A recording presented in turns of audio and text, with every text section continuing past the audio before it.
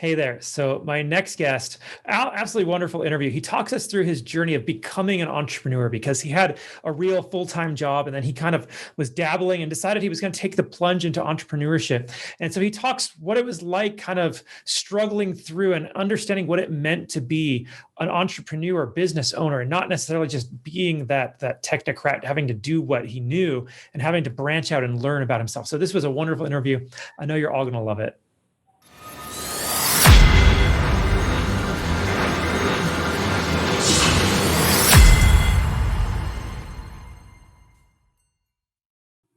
Hey there, everybody. Welcome back to the Gamerpreneur podcast. I'm your host, Dr. Bradford Carlton. Today, I have a very special guest with us. I have Dylan Sena. Hey there, Dylan. How's it going? Good. How are you? Thanks for having me on. Absolutely. It is a beautiful sunny day in Las Vegas. How about yourself?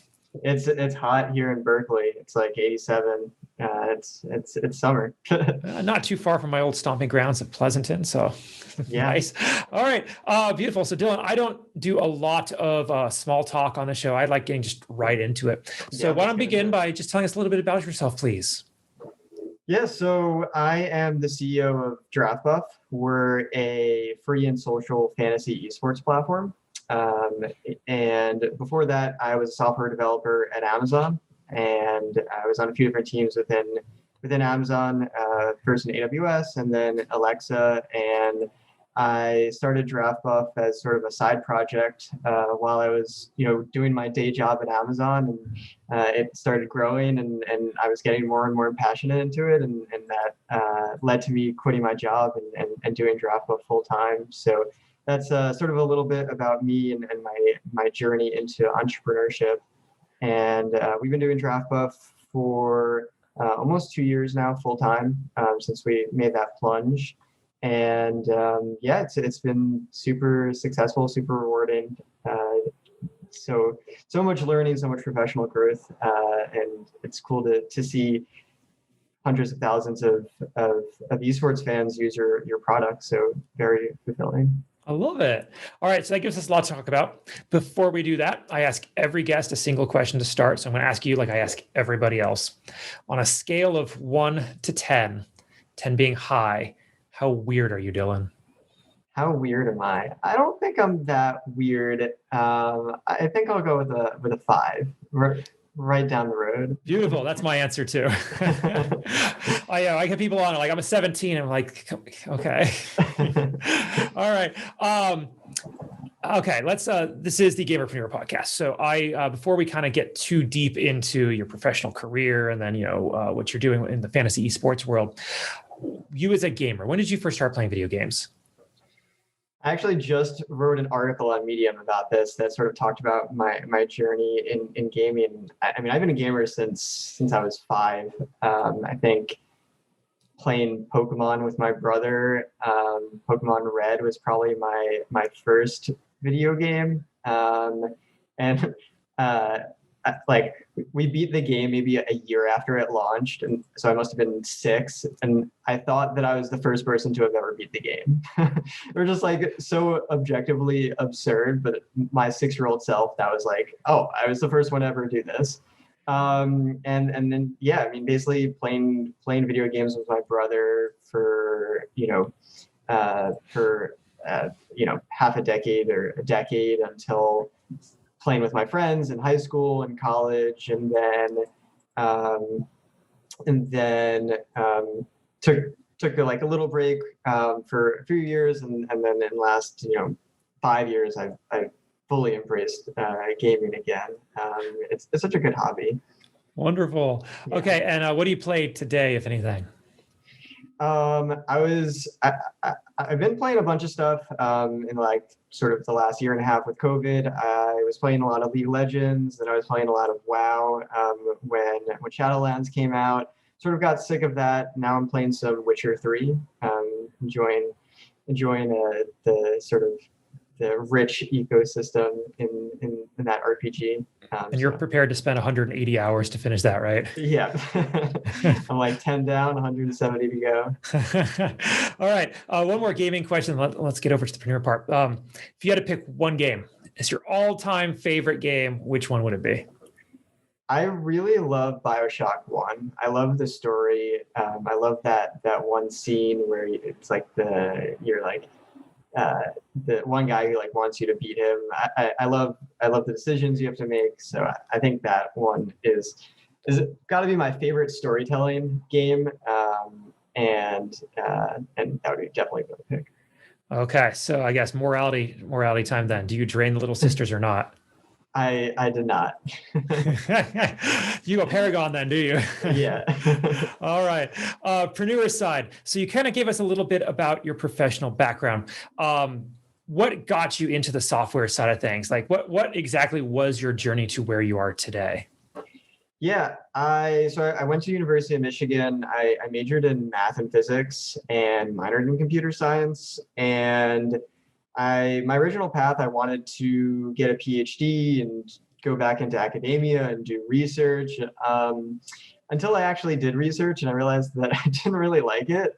And so I sort of was unsure what I liked. And I had taken a computer science class. It was a requirement for the math major, and it was okay. I didn't love it, and I ended up taking like another one, and I started liking it more and more. And I basically realized a little too late that I like that a lot more than I like the math and the physics. And I was very fortunate in that I was able to get a job at Amazon, straight out of college, and so that was basically my sort of full-time first job, and like because I felt like I had only gotten a minor in computer science, I didn't feel like I knew as much as everyone else, and so I just wanted to be a sponge and absorb as much as I could, and so Amazon was a great place for me to do that.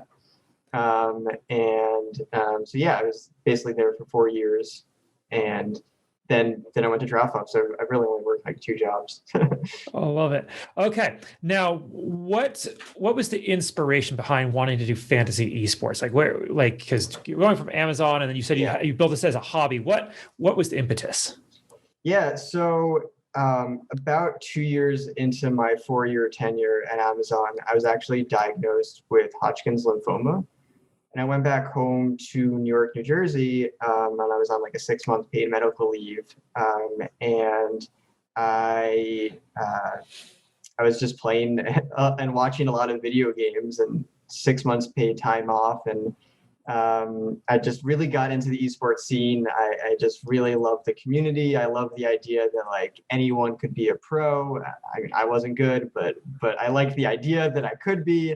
And I didn't want my like programming skills to get rusty, and so I just started to hack on a side project while I was, in between my treatment, and that basically led to DraftBuff. So I returned to Amazon after my treatment, and then for about a year and a half, I was sort of juggling these two things, and I just really started to enjoy it more and more so than what I was doing at Amazon. Okay, wonderful. So the business has been around for roughly 4 years then? Yeah, roughly that. Although it was, very much a side project until I, quit and went full time. And that was 2 years ago. Yeah. Okay. And what has that journey been like for you? It's definitely challenging. Going from a developer to an entrepreneur to a co-founder to a CEO, that's definitely a very challenging task. But it's really rewarding because you have limited ownership when you're at a very large company as a developer. Like you don't have the ability to make the impact that you want. I mean, Amazon is just a giant behemoth, and then my team is, one very, very small component of that. And so to have that full autonomy of like, this is where you want to take it, is like, that's super cool. But then, I've never done that, right? Like I haven't been a CEO before. I haven't pitched to VCs and known how to run a business. And so that learning curve is can be challenging. And so, yeah, I mean, there's definitely obstacles, but like, I feel like I am a better professional from all of that. Okay, wonderful. So it's free fantasy esports, right? Yeah. Okay. How do you make money? So at the moment, we're pretty much pre-revenue. So the short answer would be we are not. We didn't want to do any kind of gambling or entry fee. We really wanted to create a community, to create a place where people can play with their friends, and so the real value in that is getting as many users on the platform and using it. I mean, if you take the Discord, for example, right? Like they have 250 plus million users, and they're still pretty much pre-revenue. And so we're sort of taking that approach. However, there's a few different monetization models that we will execute on in the future. What we believe a few promising leads would be digital collectibles, using DraftBuff as the sort of hub display for your esports fandom. So you could think of in the sports world, you have people with this man cave of their their sports memorabilia, and in the esports world, having that same like fan cave, but in a digital world is how we're viewing it. And that fits well into the fantasy ecosystem, because you're already on the leaderboard and now you want to show off, these are the collectibles that you've, earned through various means, whether that's, purchasing it on an NFT, blockchain that's first party or third party. So those are sort of the components that we see where DraftBuff fits into.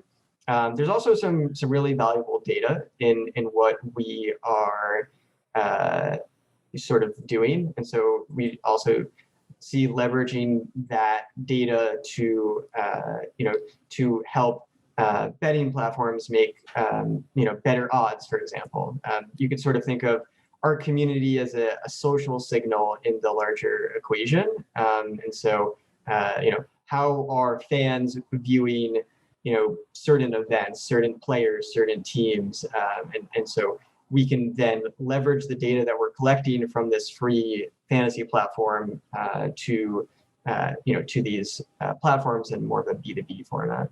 Awesome.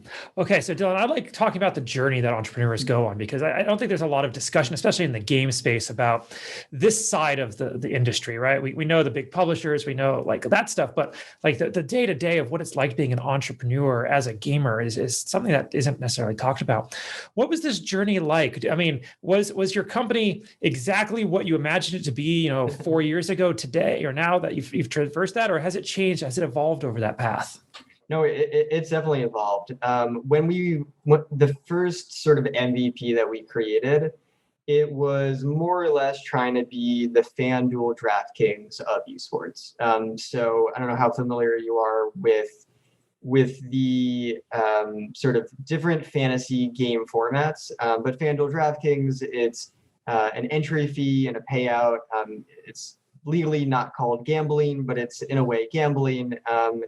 And that was sort of the we thing that we thought of. It's the least original, and we saw it being successful in sports, and we saw that void in esports that we thought we could fill, and we realized that first off, that game has really low retention. If you look at fantasy, if you look at football, you see about 90% churn after the first week in the NFL week 1, and then after that, it's pretty sticky because it's gambling and it's naturally addictive. But that makes it very capital intensive, where you basically need to have a very, very large marketing budget to acquire an absurd amount of users, to then basically churn them out and rinse and repeat every single season. And on top of that, there's the licensing and the gambling regulations that you need to abide by. And we realized that that just like wouldn't work for a pre-seed startup that had much less capital. There's also not really rooms for differentiation. So for all those reasons, also we just didn't want to own a gambling company. We wanted to do something good for the community. And so we basically pivoted to the ESPN season-long fantasy league model, where it's rather than it's a anonymous game, it's a game with your friends. And what we found is you have much better retention on that. And because it's social, your acquisition cost goes down pretty substantially as well.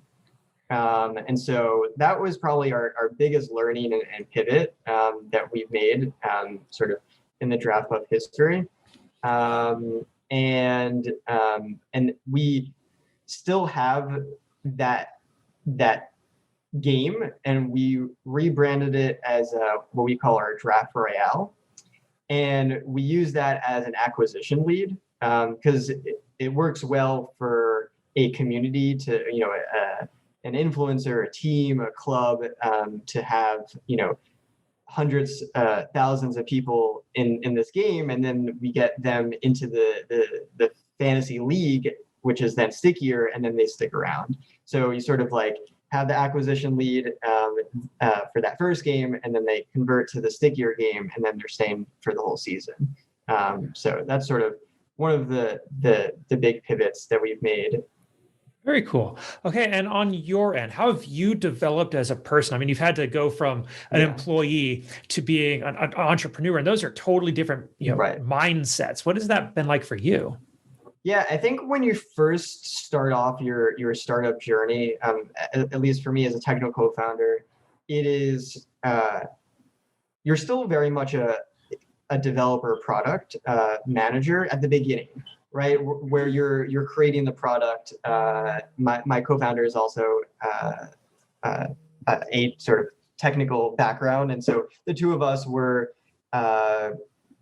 We were just building. We were just hacking away, building this. And so when we first quit our jobs, it was, maybe 4 or 5 months where it was mostly just development. So there wasn't that much of a difference from where I am now, where I'm, wearing many different hats. And then when it came time to now we need to do marketing for this, that's when I think my role first started to change from, okay, I'm not just a developer, I now need to own some other sort of facets of the business. And so sort of just like trial and error and reading about like, how do I do marketing? How do I do, what works well, what doesn't work well? And you make mistakes. Like I remember I did a really bad influencer deal, and that is just such a bad feeling where you have spent the money and you see the promotion the influencer tweets about it and it just falls flat. And so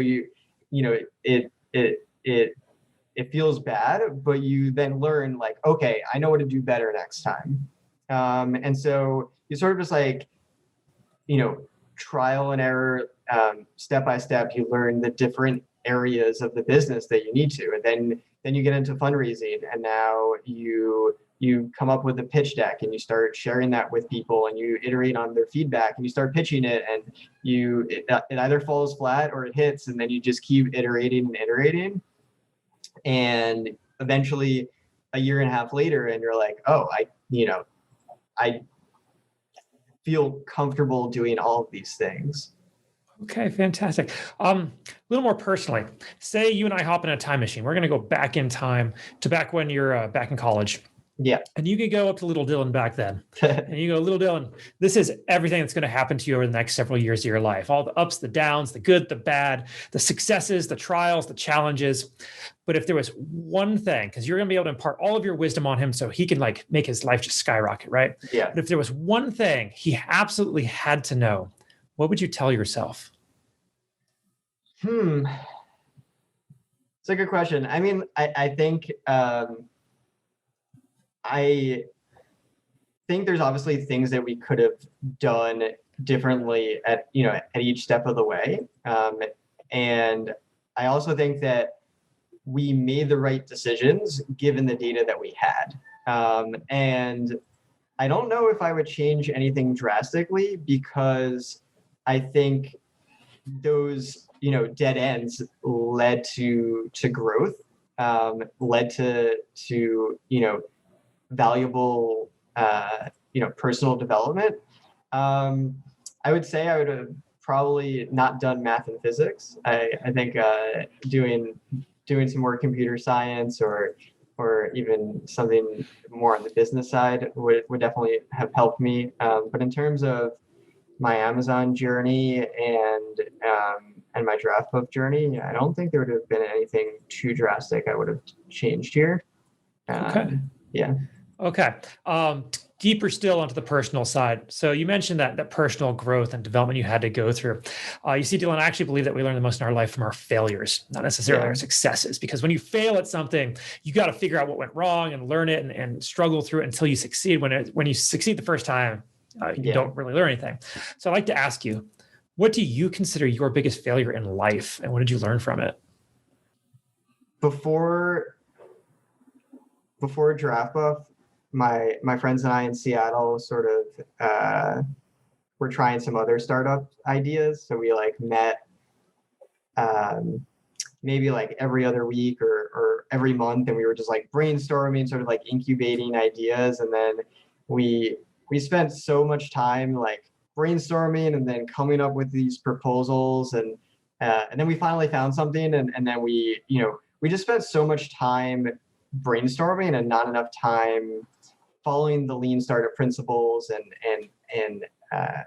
getting something out there. And so that was definitely, I think, a failure. That we had some good ideas that we just were bogged down by this bureaucracy that we self-created.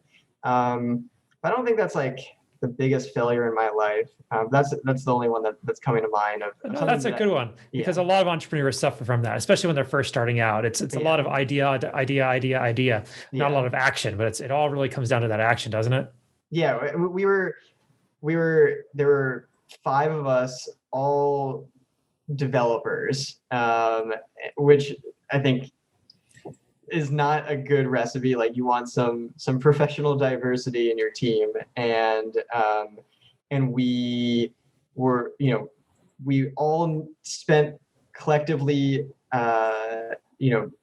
the time to brainstorm each minute detail of this thing, rather than having owners, for just having autonomy for each person, and we just ended up not doing anything. So it happens. All right. On the flip side of the failure question, what is something that you're working to improve on yourself today? Yeah, I think I'm just trying to be a better, CEO and leader for the team. I think sometimes as a technical co-founder, I want to work on the product, to do development, and the reality is that if I do that, then there's going to be a void in some of the other responsibilities. And so I think one of my co-founders sort of called me out and said hey, these are some things that you need to do better that we're not doing, and he was right. And so I think I'm just learning to create the right balance that I need to make the company succeed. All right, Dylan, this has been a fantastic interview. How do people find you? Where are you guys at on social media, your website, all that, please? Yeah, everyone can go to draftbuff.com, and it's there's a subset of functionality on the website, but the best thing would be to download the app if they're interested in playing fantasy esports for their favorite esports games. And we're pretty active on Discord, Twitter, all social medias. Okay. Yeah. Now, go ahead. Oh, and if people want to hear more about my professional journey, they can follow me on LinkedIn as well. Okay. Now, as we wrap this up, do you have any final thoughts you want to share? Or anything I didn't ask you think we still need to cover? No, I think you did an awesome job. Okay. Well, in that case, Dylan, thank you so much for coming on today. I genuinely do appreciate this. Yeah, thanks for having me. All right. And for everybody else, I'm going to remind you all, don't be just a gamer, be a gamerpreneur.